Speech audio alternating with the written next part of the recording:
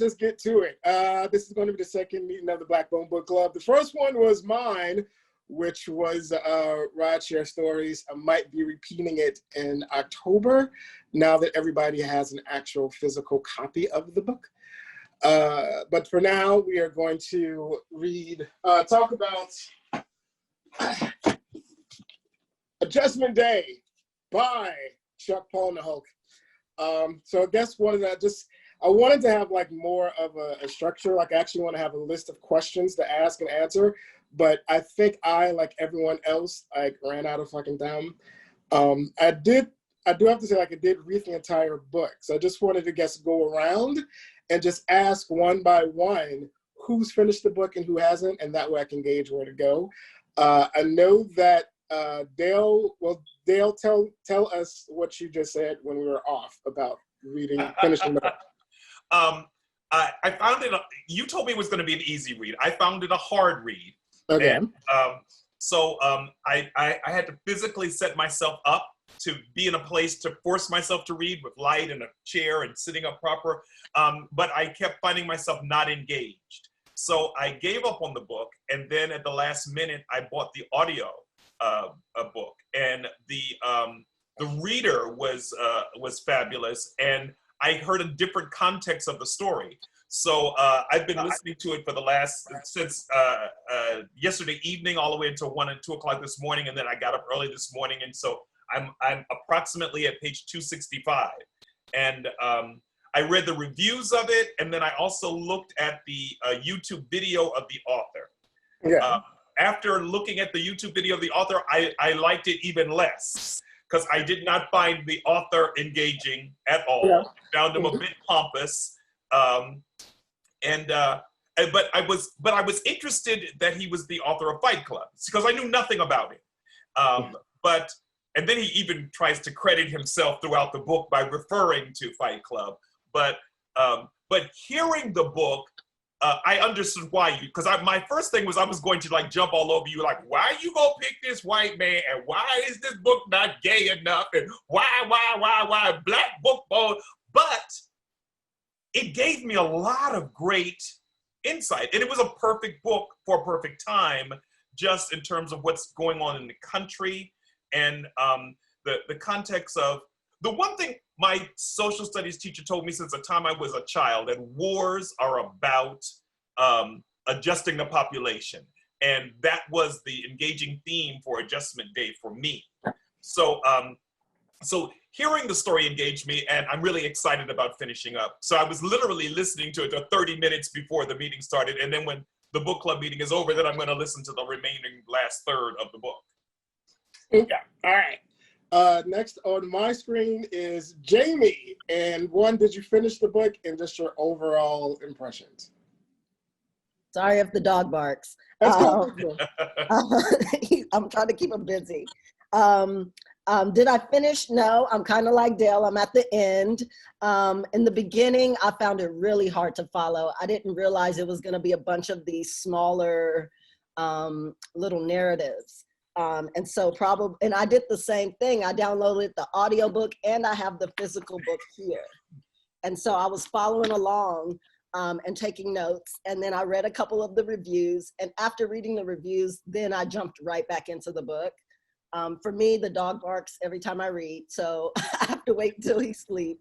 But I actually started to really like it and really start to, I felt for these characters. I think the character development and the leading up to the Adjustment Day, the descent, to me was really great. And then, yeah, so I'm almost done, but I just haven't finished it yet. Gotcha. Madonna, I'm not sure if your speaker is working correctly. We can try. If not, you can put it in the chat and I will read it for you.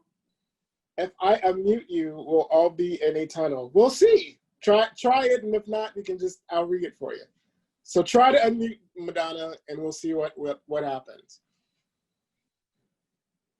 And she might be stuck. I think she's stuck. By the way, my friend Madonna lives up in the boonies of North New York, and that's why, She's living in Adjustment Day right now as we speak. Wow. Probably a bad connection up there. Bad internet, yeah. But while you work that out, if you want to type it in the chat, and I'll just read it for you. Sarita, who actually looks like Breeze. Sarita, tell us, did you finish how far did you get in the book, and what are your initial impressions? So I know that you said you didn't get too far. Oh, goodness. Okay, so I'm a combination of Dell and Jamie. So you gave me the book. Was crazy, did not do it. So I was like, I'll download the audio, which in doing that, I realized that no, I actually should have read the book because it's way too much. For me, I needed to see the words and be able to go back over because it was a lot of stuff going on. I am 6th chapter, which is exactly halfway done with the book. I cannot say it's one of my favorite. I usually read for leisure unless it's for school. And so it is definitely not something I would choose to pick for myself. It definitely does tie with some of the things that are happening. And I'm pretty inappropriate and vulgar, but this book is just really out fucking rageous. So I am committed to finishing it. I won't say that it's going to happen today though, because it's a lot. It'll be completely broken down for me in order to process it with everything else I have going on. But I also did do with Dell and Jamie did. I looked up the author. I was definitely, as I started reading, interested in who in the hell would write this shit. So I went that route. I looked him up and a little bit about some of the things that he's involved in. It's kind of outrageousness, but yeah, I'm about halfway done with it. 6th chapter out of 12. All right, so with that said, I'll tell you, like, I read it back when it first came out. I am a huge fan of Chuck Palahniuk, and his works are, for the most part, I like them. And his fans are kind of like, he's kind of like Madonna. Like, if you're really a Rabbids fan, you're going to like it. And even when they fuck up, you're still like, well, it was okay. I liked the book a lot immensely. I have to apologize if it made you guys want to vomit, but I really did think that it was really timely, right, as far as for what's going on right now and just how ludicrous some of the things that are happening are. Because I read it 2 years ago, I like a lot of it, I don't remember what happened. So I actually went ahead and bought the book again and read it, the whole thing. And I'm super proud of myself. I had to pat myself in the back because I didn't think I was going to finish it myself. But I just started it Tuesday and made a goal to read 60 pages a night. And I have sat there and read 60 pages every single night and finished the last page this morning. So I'm happy. Just to give people an overview of what happens in the book. And it might be some questions that you guys might have about it, because I know it does jump between time periods a lot. And there are about a good 15 to 20 characters. So what happened in the book is, and I'm trying to keep it as linear as possible, there's a young slacker by the name of Walter who had dreams of marrying his girlfriend Shasta, like really fantastical dreams of being extremely rich, like stupid crazy rich, and marrying his girl. And so in the process of doing that, he was trying to find a mentor to help him become rich. So he actually goes to New York and he kidnaps a businessman by the name of Talbot, and like kidnaps him and takes him to Oregon, I believe it was, and sort of holds him hostage to try to get all the knowledge that he can from this Talbot person.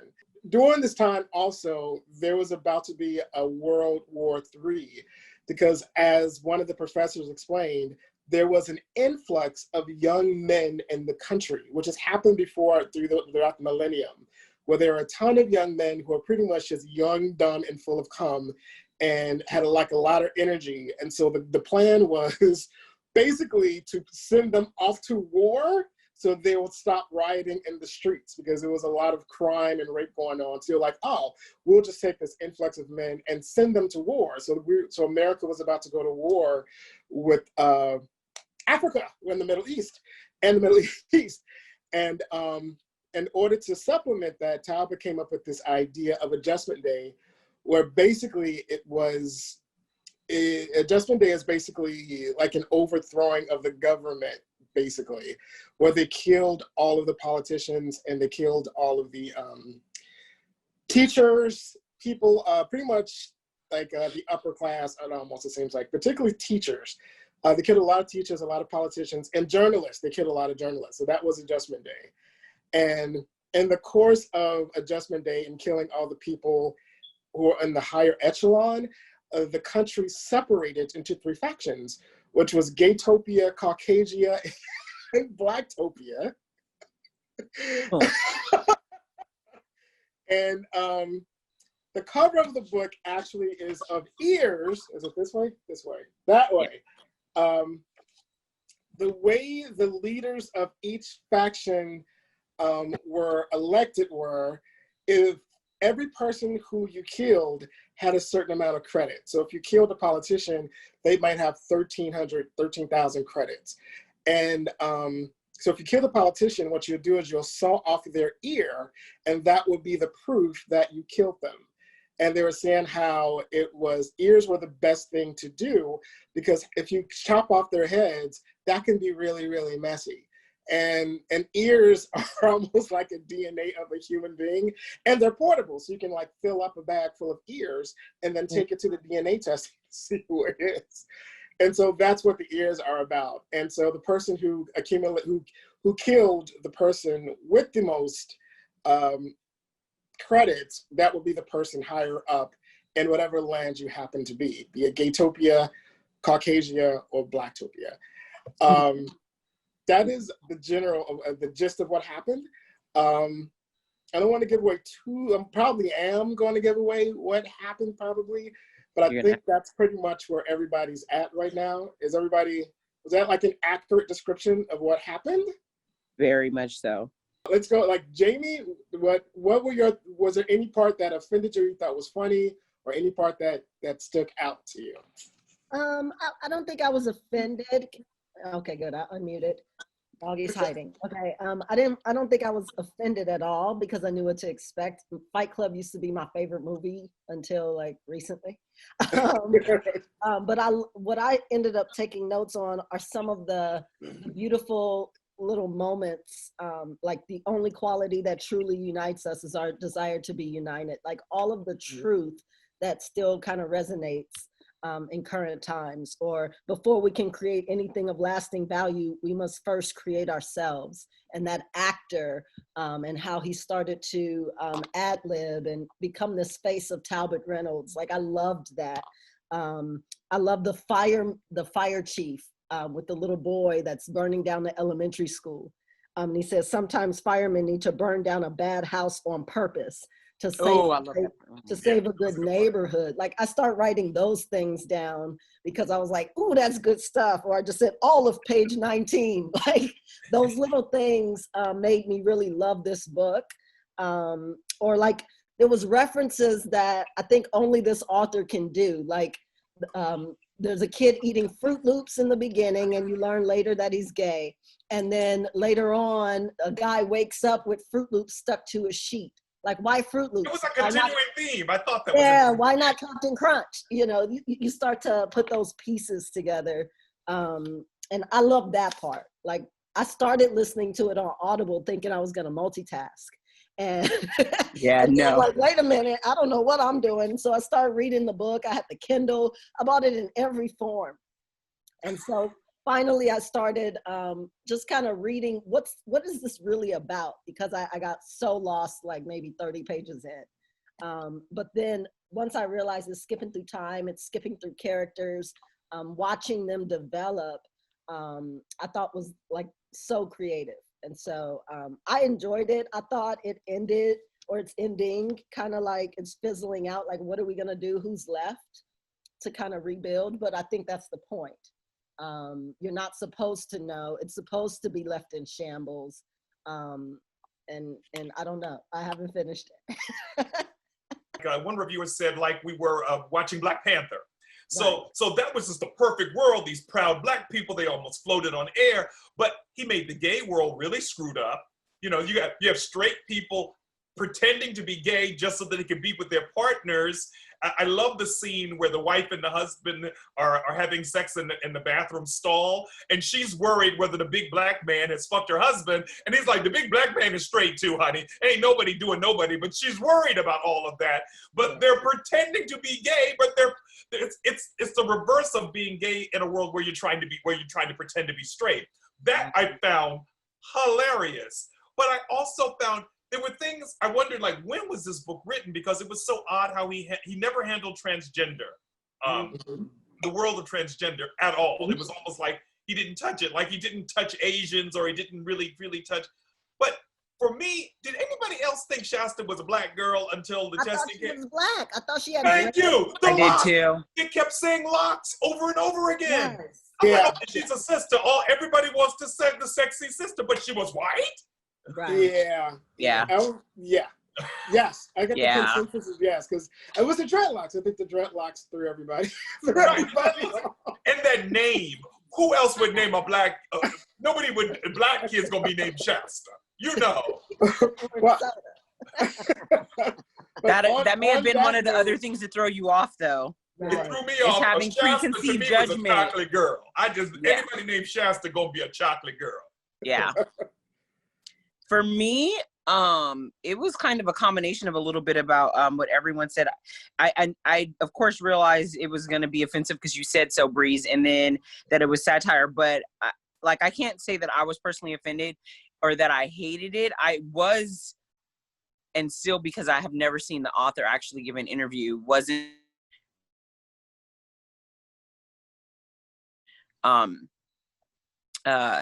If he wrote the book with the intention of it being like a big joke, of course he does not believe that the world should be segregated, or if he does believe it and he wrote this outrageous story to kind of validate that.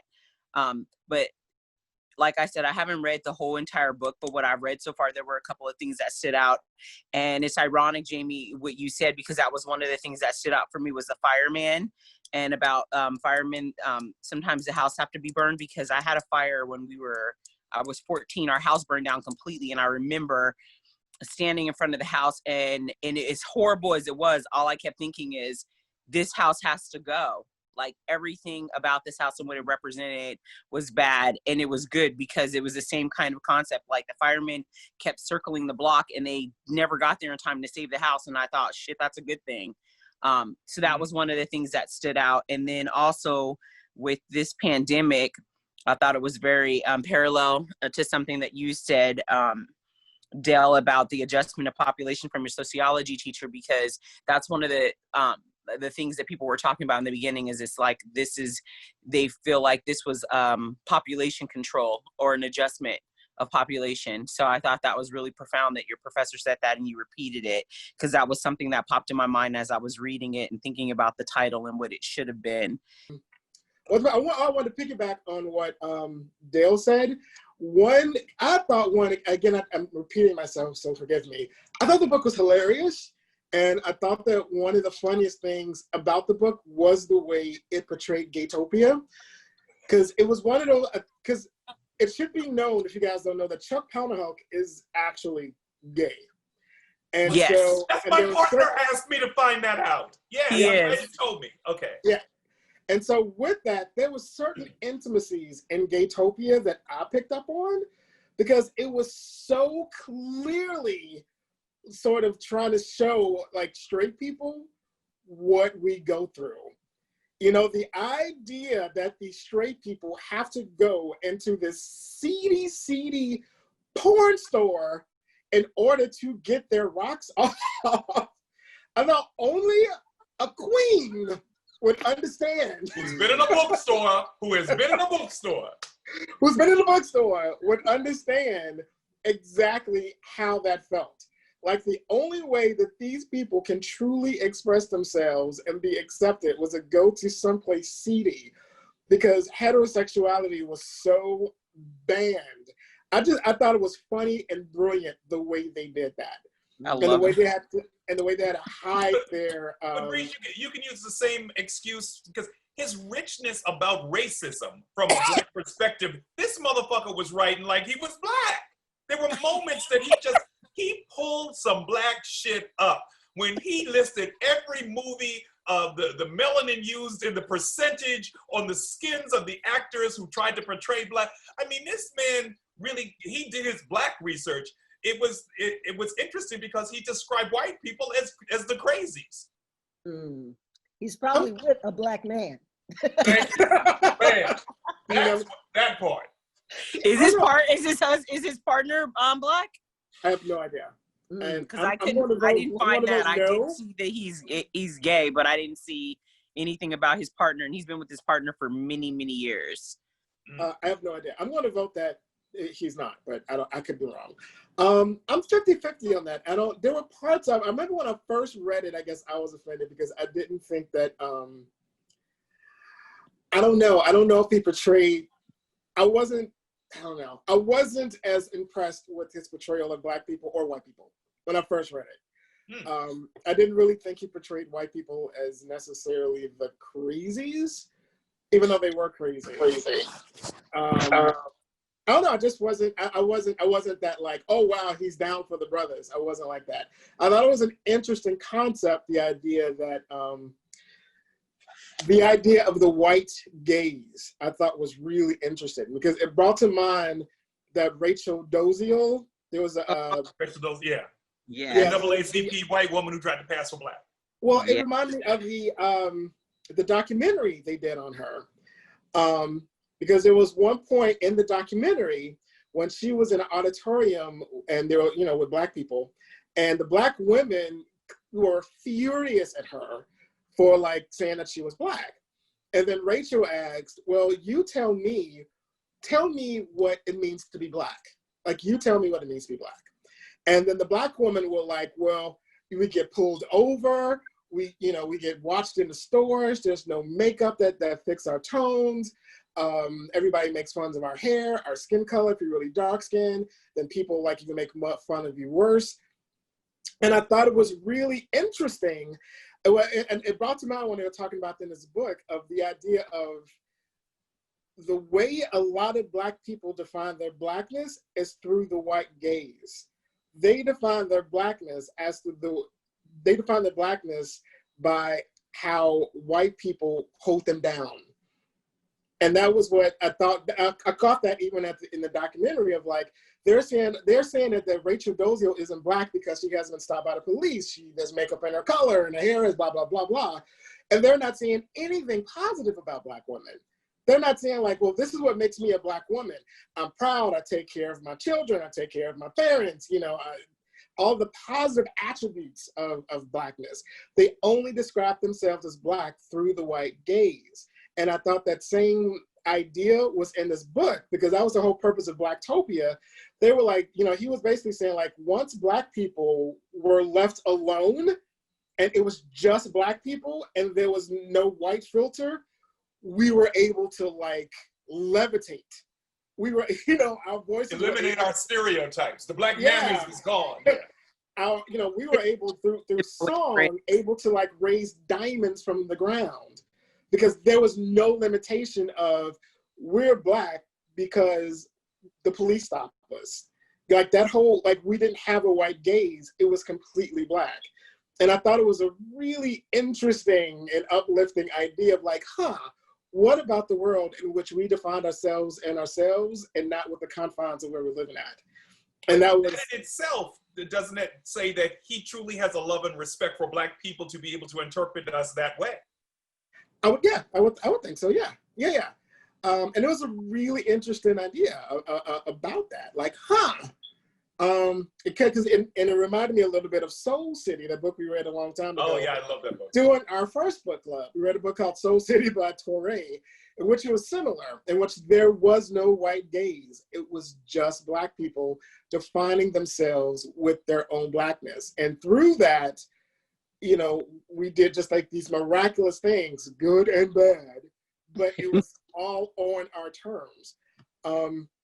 One of the things I wanted to mention, which I kept like telling this to Sarita to lead up to it, and I guess I built up so much to it, I don't know how much of an impact is going to happen when it happens.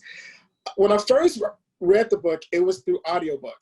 And when I first read the audiobook, kind of like you guys, I was just kind of like, you know, doing whatever. And there's certain parts of me like, whoa, what the fuck? And one of the parts was that really made me stop was, give me a second. Did I get the name right? Was it, I can never remember the name. Barnaby? Is that what she called herself? Oh, shit. Sorry, people. Sorry. Not being Miss Josephine. Miss Josephine. What did she call? I cannot remember. It was a Barnaby? Barnabas Collins, yeah. Yes, I can never remember the name. This was the part I was trying to get Serena to get to. In audiobook, I don't know if you guys got to that part in the audiobook with Barnabas. In audiobook, that shit was so offensive, I started laughing. Like, well, they use accents. The reader actually gives you Southern dialect, and right. there's this whole Southern drawl, and it borders on offensive, but it borders on a Saturday Night Live skit. I mean, you know, I was expecting shit to be in a sweet potato pie after a while. It was okay. I just tell you, like, for me, it was one of those things of like, I was this close to expecting him to say the N-word. It was just so off when I was reading. It was the fact that a white man was Dale. Oh, I'm sorry. I thought you were talking. I'm looking at something else. My bad. It was just the fact that a white man was using such a old-time slavey voice threw me. It just threw me. An audiobook. I'm like, whoa. Like, what am I listening to? It came off a lot more comedic reading it, because I was reading it. I was like, oh, that's silly. But hearing this white man go, oh, Lord, I don't know what I'm going to do. Like, it threw me off my kilter. So I wanted to just... So I have a question about that. Yeah, so you're saying that the narrator is white, because my assumption is that the narrator is black. He sounds black to me. I was listening to. He's not white. He's black. You saw on the audiobook? Yeah, so maybe it's different. How long ago did you read the audio? When it first came out, like back in the book was released in 2018, so like when it first came out. So either we just all hear different voices, or they may have changed it because of that very thing. Because that was one of the things I was listening to that made it, maybe that's why it's a little less offensive, is because he's, to me, clearly black. Yeah. The narrator. Yeah, mine is. Okay, I'm curious to know. I am too. We'll exchange, because I have my audiobook, so we'll exchange and see who, like, if it's the same narrator or not. To me, he always sounded white from the get-go, but so does a lot of black people, and that's offensive to say you sound white. It's so, but I get what you're saying. No, I already get it. Been told, heard it. But yeah, mine is. What about you, Jamie? Because Jamie, didn't you say that you had the audio too? Does he sound black or white to you? I think he sounds white. I didn't. Thank you. I gave up on the audio. I didn't. Really? I'm looking him up now. I just start reading. Thank you, Dale, because he is black, or I'll be surprised if he's not. I'm gonna look him up now. Now I'm gonna go. Yes, I always assumed. Oh my God! I think he's white. What?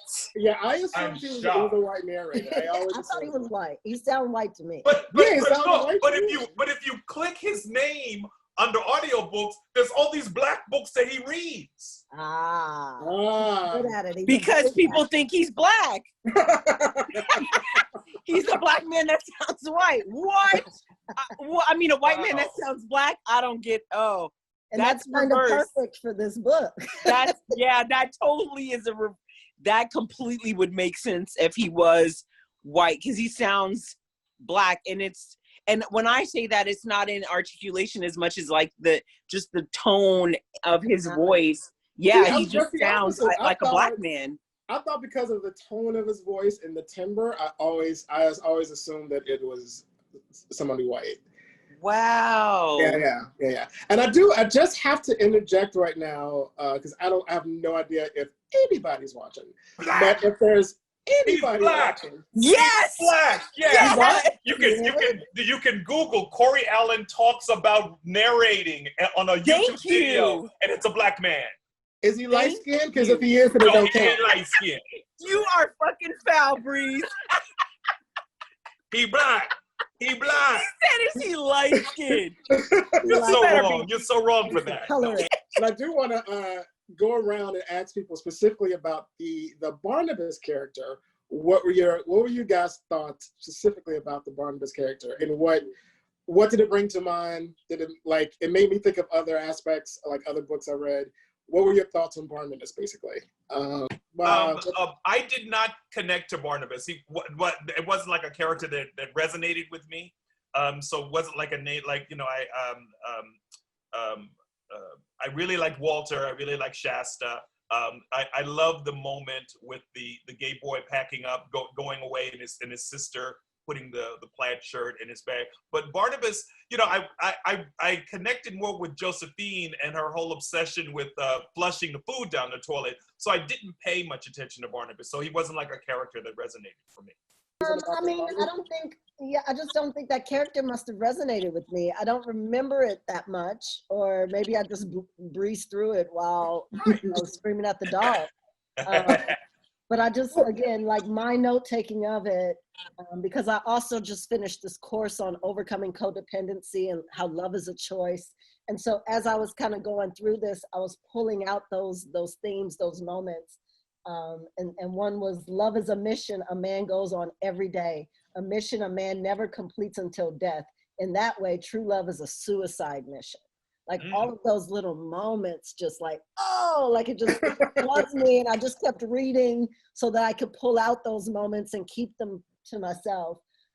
Those little things. And then I try to catch the little small doses of like why he kept using the word alien, those types of things, or Fruit Loop or things like that. I try to catch and connect because he's identifying some of these people that are going to populate these different regions, these different new societies. And it struck a chord because I just found it amazingly offensive.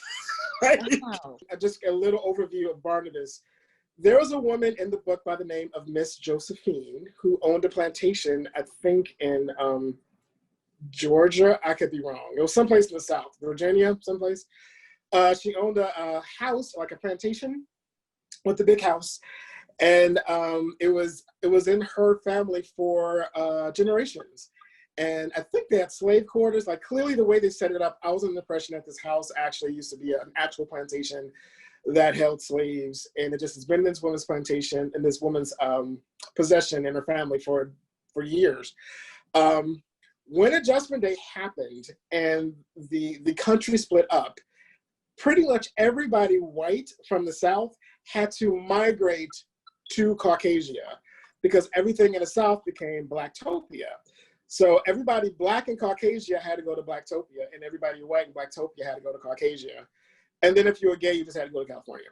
And so this woman, Miss Josephine, was not going to leave her house. She was like, come hell or high water, she's not leaving this plantation. It is hers. She's not going.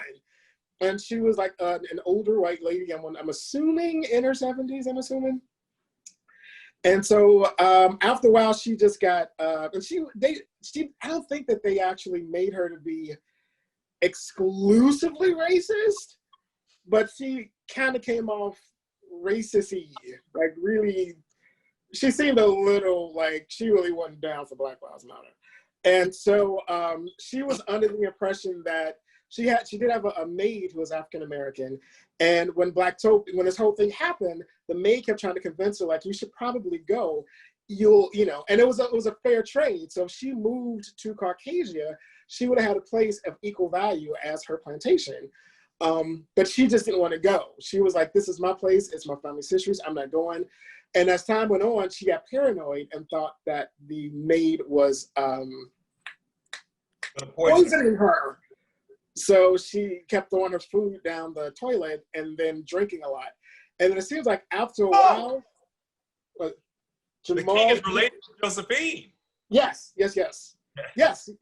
Which we'll get to totally. Thank you, Madonna. Thank you. Yes. And so after a while, Miss Josephine kind of like, it seemed like she had a mental break, a complete mental break, because she did not want to leave, and she knew that it would be dangerous for her to stay in Vitopia as a white woman. So she used a compound, I forgot what it's called, I think Dale said it before, methylene, something, some compound that darkens your skin. So basically she fried her hair into an afro, she dyed it and fried it into a black afro, and then dyed her skin pitch coal black.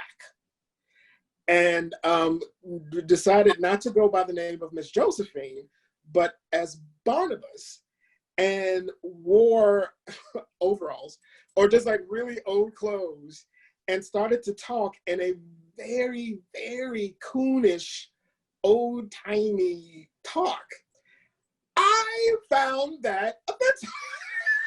And it's offensive. Well, part of your missed offensive that part. part.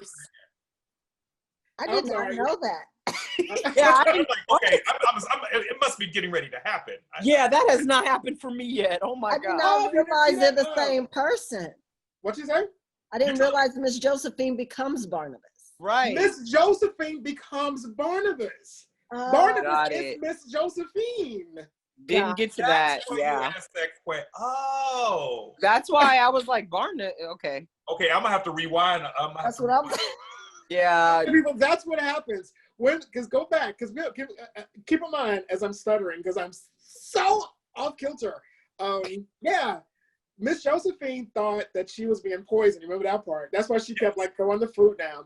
She stayed in the attic so long, not really eating and drinking vodka for so long. She had a mental break, and then had the and then had the woman, her maid, dye her hair and burn it, like kink it to like a curly fro, and then she put the chemical on her body to make her skin go pitch black, and then decided to call herself Barnabas. Wow. And said, "Hi, I no longer live Josephine, I'm Barnabas." Which is ironic because Miss Josephine could have been black. Well, Miss Right, Josephine was Josephine white. could have been a black name too, right? Yeah. Miss Josephine was white. I mean, what do you mean? She was white. She was white. No. I know in the book I'm saying she could have kept that name technically because Miss Josephine could have been a black name versus Barnabas. Well, they kind of went, they touched on it a little bit, and they said that it's possible, well, they kind of did say like she had a mental break, but they're like possibly that she created this character, this sort of alternative character based on all of these images of clearly negative images of Black people that she's seen over the years. Like Right. she sort of became the coon that she's been ridiculing all her life. And basically is what it was. And so it's basically like this white woman turned herself into this coon, the ultimate coon Black man. Wow. And jumping around barefoot, doing the whole ha. So fucked up. Like it's so like it's worse in the audiobook, because in the audiobook the dude really gets the affectation on. Of like, how y'all's doing? I just want to stay on the plantation with us Negroes. That's happy. This white woman is saying this, and it took me aback. It really took me aback.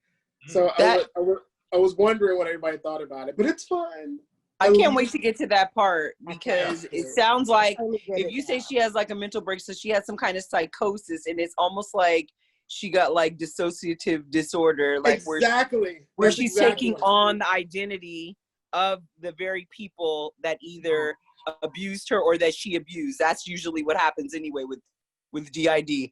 I'm so anxious for that part now. That's exactly what happened. I mean, wow. Right after the author talks about all of the white people who changed their skin black and how dangerous it was to their system. Okay, all right. It was right after that. That was right. And I think that was the lead up to it. I thought it was really great the way he did it, the way he explained it, because I think without that explanation, it would have been really, really like flat out offensive. But the way he explained it was like, this has actually been happening for this isn't the first time this has happened. Like white people have changed their skin tone for, to write a book, to do this, to do that. So this isn't the first time, and it's possible. I think that's another, like a lot of the, and I think it's true with like a lot of the things he was saying in the book, whereas all of this is ridiculous, but there's a precedence for it. Yeah. You know, the idea of a Judgment Day happening is ridiculous, but there's a precedence. Like this kind of happened before. This whole thing of like this Rumspringa where these men are just, the country is overrun with men and the country doesn't know what to do with them. So they sent them off to war is ridiculous, but it's happened type of a deal. And so that was this, and I thought that it was brilliant and frightening, almost in the same level of a Handmaid's Tale, and the idea of like, this is ridiculous, but it's possible because there's been a precedence. So it was like funny and scary at the same time. And the hit on what Jamie was saying, the way it's about to end is similar of like, it's not like this flat out ending where everything is wrapped up tightly and everybody goes off. It's one of those things of like, it's really fucked up and now we got to figure out what to do. Basically is how it ends. Like, we're in this fucked up state, how is it going to end type of a situation. I just want to go around and just get people's last, sorry, reading comments. Give people last impressions of the book or anything you want to say about it. I want to do some type of rating system, but I haven't come up with anything cute. Sort of, I'm trying to think like maybe a 50 Shades of Grey scale, because this is Blackbone books. Like, how, I don't know, that sounds stupid. Let's just do it for now. Like, would you recommend the book? Give me one good thing about it, one bad part about it, and would you recommend it? There we go. One good thing, one bad thing, and would you recommend the book? And let's go with Dale. And while Dale is talking, Madonna, feel free to write in the chat one good thing, one bad thing, and would you recommend the book? So Dale, go ahead. Wow, I knew you were gonna throw to me first. I would recommend the book.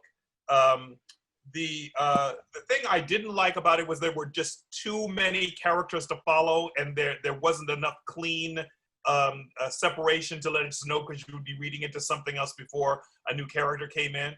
So that was a little bit confusing. The thing that I loved about the book were the small stories of love throughout. As Jamie mentioned, the story of the father and his son and the scar, the story of the straight couple living in a gay world and just trying to be able to connect. So the story of the I want to call him Mark, Walter's love for Shasta, and just that whole way of being able to propose to her. So those romantic gestures I found beautiful and powerful. So I think I answered the three. Yes, I'd recommend it. What I didn't like was the too many characters, and what I did love was the themes of love. All right, perfect. So Jamie, one thing you liked, one thing you did not like, and would you recommend it? All right. So what I did not like was initially it was very hard to follow, but once I started getting into it and knew what it was about and got to know the author, it got a little bit better. I loved the creativity and how he fully thought out every single storyline before he broke it apart. Like, that's clear, even down to how he packaged it. I loved that. And then I found myself like watching a football game and cheering for the concussions. Like you wanted this nation to be broken down so that it could be rebuilt. Don't necessarily agree with how he rebuilt it, but I loved feeling that. I thought that was unique, and I would love to see this on screen. So yes, I would recommend it. So Madonna, I'm waiting on you, but we'll go to Sarita as much as you've got, because I think you've got up to page 25. No, I'm happy. Smart ass. Okay, so far. So I don't. Okay, so here's the deal. I don't feel like I can give a complete answer because I haven't read it. I will say this: as far as the con so far has been exactly the same thing that's already been said. There's a lot of characters, and I know for me, it's just a lot. And I understand because the book is so complex, but it's a lot. As far as would I recommend it? Yes, but I would only recommend it to a certain select group of people, and that's the same group of people that I could have conversations about, like as far as like overpopulation, ethical things, political things. It has to be someone that goes in with an open mind, and also being able to see the parallel as to what's happening currently. I wouldn't say that I would recommend this, 5 years ago or 5 years from now, but I would say right now it's definitely probably a good read for somebody that's open-minded to see the parallels. Well, I can tell you the bad part for me, I'll probably have to piggyback on what Dale said, was I think the transitions should have been a little clearer and easier. Because he did switch between like everything. I mean, he switched between like the present and the past and the future, and then this character, that character, sort of in lightning speed, and it could be very jarring. Particularly if you're reading it. I can't remember, I kind of followed it when it was an audiobook, but I think either way, it's really jarring. Because like exactly what Dale was saying, like in the beginning, it started off with this character. And then I kind of got that it went to the past, but it was so disconnected as to like what was going on. It was a little jarring. And I think similar to what everybody is saying, like after you get into it, you're like, oh, okay, now I get it. But I think that, oh, now I get it moment could have happened way earlier if the transitions were a little like more seamless. The best part about it is just similar to what Jamie was saying, some of the themes that he brought up were really food for thought. Because while I was reading the book, I'm writing down like, look up this, because some of the stuff I haven't even heard of. And some of the quotes I like wrote down like, that's kind of brilliant. And like, so it was a lot of food for thought with that. And I love the idea when you read a book and like you'll read a book about one thing, but I guess it engages everyone's ADD of like, wow, I didn't think of flowers like that. It could be a book about cooking, and then somehow because of this book about cooking, you're not thinking about lamps or something. I love the idea that it just gave you so much food for thought. And because it's just my personality, I want to force feed every book I've ever read on everybody. So fucking read it. Everybody should read every book that I read. Including this cute little ditty called Rideshare Stories by Bree. Not true. Oh yeah, that's a good read. And you said something really. Listen, you said something really important, because I have ADHD, and that's the first thing I thought is, how in the hell am I going to get through this with my ADHD? Because that's exactly what I did. Is I had the audio book is on my phone. I opened up the computer and I'm just constantly going back and forth, looking up stuff and being obsessed with like different things that are being brought up. It's impossible to just sit down and read it or listen to it without stopping and going and looking up some of the things, which is a good thing, because I love books that teach me other things, but it's just a lot. It's a lot. That's all I can say. All yours. I even highlighted parts of it, so it's all yours. About to go into the room and give it to you. So okay. With that said, the next book club will be on. One, I got to thank you guys for like showing up and putting up with this book and my choice of it, because clearly it seems like it was not as it was a bit arduous, which I wasn't expecting it, but thank you for going through it. And I'm hoping that you got something from it, and that, it was, I'm happy that you enjoyed the ride that I asked you to go on. So thank you. I hope that you can join the next time. I will not be offended. Our friendship will be fine if you don't. But if you are so inclined, the notice will go out tomorrow. The next book will be The Sellout by Paul Beatty. It will be the second Sunday, same thing, second Sunday in September, which I think is the 13th. It is remarkably smaller. It's not this thick. And if I remember right, it is linear in its narrative. So there's not a lot of going back and forth. And it's not 25 characters. And it is by a Black author, who is heterosexual. But it actually hits on some, like I said, some BDS, themes of BDSM and race play. Yum. And so, We Paul should Bettany. dress up. Let's dress up. We could. I'm up for it. You know, I have my leather jacket right there, so You know. we can do whatever you want. Oh no. Come on, And, Jamie. I know you got something, girl. Amazon Prime. Amazon Prime. Amazon Prime got you right. Baby. 2 days max. 2 days. You have a leather corset. Oh, You got a bow tie and a naked body, you're good. Yes, absolutely. You don't need much. So hopefully, don't need you much. guys will got a lot of show dog up. toys. There we go. Yes. Perfect. That's all I All need. right. You already got play up in We're there. in. We're in. We Take that are. dog thing out your mouth, girl.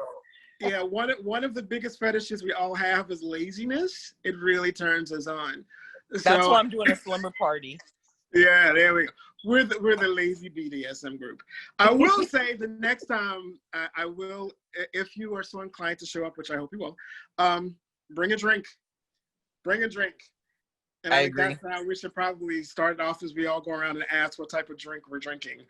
Sounds cool. And so this episode is dedicated to Miss Maggie Griffith, the mother of Kathy Griffith, who is always about a glass of Franzia. I tip it for her. And thank you all for watching. If anything, and Madonna had to leave because her whole computer system crashed. And I can't wait to hear you, Madonna. Yeah, I know. Thank you, Madonna, for showing up. She actually dedicated. She's one of the people I dedicated Rideshare Stories to. She's Madonna Groom.